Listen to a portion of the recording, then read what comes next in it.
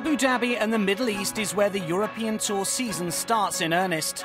During this year's Gulf Swing, a host of amateurs got the chance to compete alongside the pros in the charity-inspired Abu Dhabi Invitational, staged at Yas Links Golf Club. This is the third time that we're hosting the Invitational. It's fantastic that this year the Abu Dhabi Sports Council have come on board. And for us to have 58 of Europe's best golfers basically taking time out of their schedule to come and support both the hosts, Abdullah Al Nabooda and Mohammed Farouk, as well as the charities, it's fantastic for us, it's fantastic for Abu Dhabi, and just everybody involved, so it's really exciting. World #1 Rory McIlroy headed the field in Abu Dhabi and was playing alongside his dad Jerry and tournament founder Mohammed Farouk in the one-day Pro-Am event. I'm happy that he could make some time and come over here with this tight schedule. We are happy that the European Tour has sanctioned this for us and have allowed all the players to come and play. So it's huge, to be honest. McIlroy had another successful stint in the Middle East in 2015 and seems to thrive playing in the region. Rory, it's fantastic to talk to you here. It's a beautiful event at the Yas Links. After the season that you had last year, it must be not a difficult decision to kick off your year here. No, not at all. You know, the Middle East is a perfect place for us to start, especially the way the golf tournaments have grown over the past few years. You get really strong fields, obviously perfect weather to practice in and prepare for the season, and you know, there's some great courses out here to play and practice at as well. And obviously you spend a lot of your year under the pressures of the competitive tournaments. How nice is it to be in a more relaxed environment, playing with your dad and playing for charity? Yeah, it is. It's very nice. You know, I've gotten to know Mohammed and Abdullah over the last number of years just by coming out here and playing some golf with them. So, you know, it's always nice to help out in any way that I can. And yeah, it's nice to be able to play in relaxed atmospheres like this where there isn't too much pressure. You still want to play well and you still want to shoot a good score. And obviously you love starting your season here in the Middle East. Does having that familiarity at the beginning of the year help you to kind of focus from the beginning? It does. I mean, this is my 8th year in a row starting the season off in the Middle East, so I've become pretty familiar with it over the past number of years, and I always seem to play well here. You know, I haven't quite won in Abu Dhabi, but I've won the painfully. Yeah, I know, 4 second places, but you know, I've won the Dubai Desert Classic, and I usually play well in the desert, so you know, it makes sense for me to start my year here. Brandon Grace, fresh from his victory at the Qatar Masters, was also playing at Yas Links, and he was partnered by tournament founder Abdullah Al Nabooda.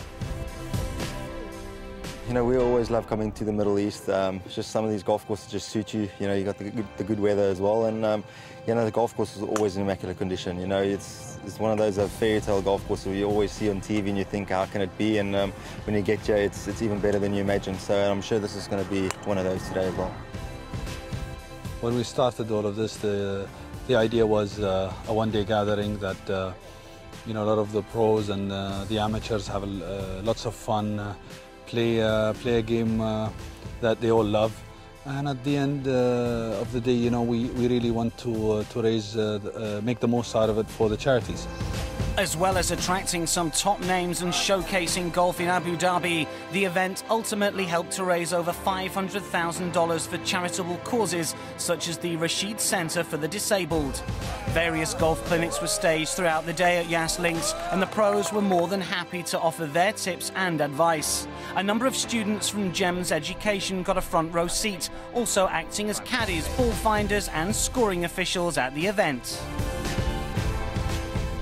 When you're talking to kids, they don't really want to know the in-depth stuff. They just want to see the shots and have a bit of fun. So I tried to talk about just hitting recovery shots more than anything, trying to hit shape shots, big high draws, low draws, low fades, you know, all the type of shots, and just gave them a bit of an understanding how to do it, so that hopefully when they go to the range and hit a few balls, instead of just hitting them straight, they try to manoeuvre it and get some feel into the game, and it's good fun. With the top prize, a Roberto coin-designed trophy on show, the pros and amateurs enjoyed a relaxed evening together before the tournament got fully underway. A great reflection of an event which balances a competitive element with a friendly, charitable spirit. On the day, 58 European Tour pros lined up alongside their amateur partners. Many were inspired by the wonderful conditions at Yas Links.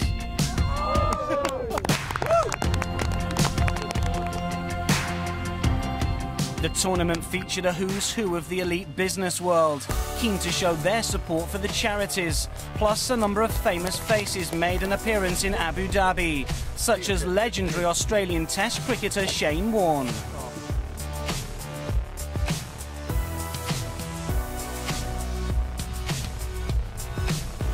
Also showcasing their golfing talent at Yas Links were former international footballers Gabriel Batistuta and Dwight Yorke, who came close to claiming the hole-in-one prize here at the signature 17th. The quality of the pro field was matched by some short game magic from the amateurs. Abdullah Al Nabuda holding a fantastic long putt here for a birdie 2. Playing alongside Thailand's Thongchai Jaidi, former Argentina striker Batistuta was another on great form at Yas Links, soaring to the top of the team leaderboard. With more hole-in-one prizes on offer, the pros were given a clear incentive and were soon finding their range on the short holes, another one coming agonisingly close here on the 8th. While the tournament continued out on the links, Yorke and Batistuta teamed up with European Tour winners Simon Dyson and Lee Slattery to take up a foot golf crossover challenge with students from the IPIC School of Football. We've been kicking footballs and chipping golf balls, and it's just such good fun to see all these kids so keen and, you know, wanting to play golf. And I mean, not many of them have played golf, but it seems like a lot of them have kicked a football. So, but it was really good fun, you know, just coaching them, and hopefully a couple of them will take up the game now and thoroughly enjoy it. To associate yourself with the kids and give back a little bit and encourage them to play the sport. And it's just a little bit of fun with the kids. You know, of course, we got Lee with us earlier on to show them a little bit of tip or two with the golf swing and chipping the ball, how to chip the ball.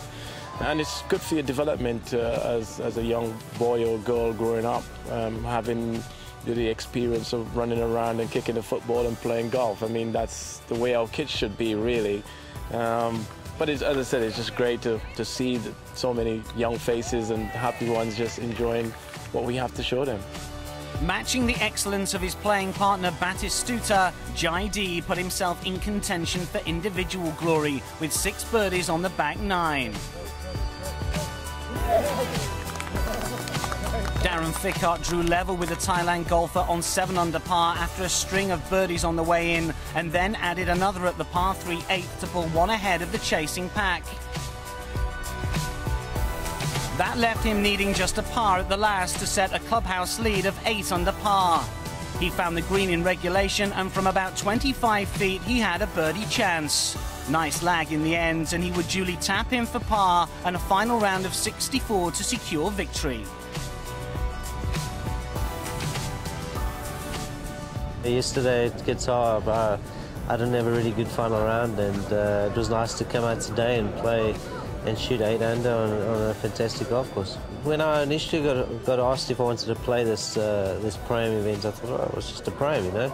And but I must say, from when we arrived here last night, the people have been unbelievable, hospitable, and we're staying in a fantastic. We've got to stay in a beautiful hotel, and once again, the golf course is in immaculate condition. It's like championship material.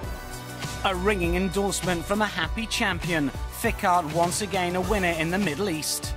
The South African took the title by a single stroke from a group of 3 players. Rory McIlroy's 2 under 70 saw him finish just outside the top 20.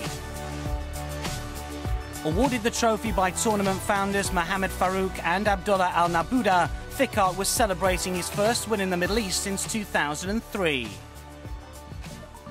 As the day drew to a close, pros, amateurs and guests gathered at the Yas Viceroy for a gala dinner, with charity once again on the agenda.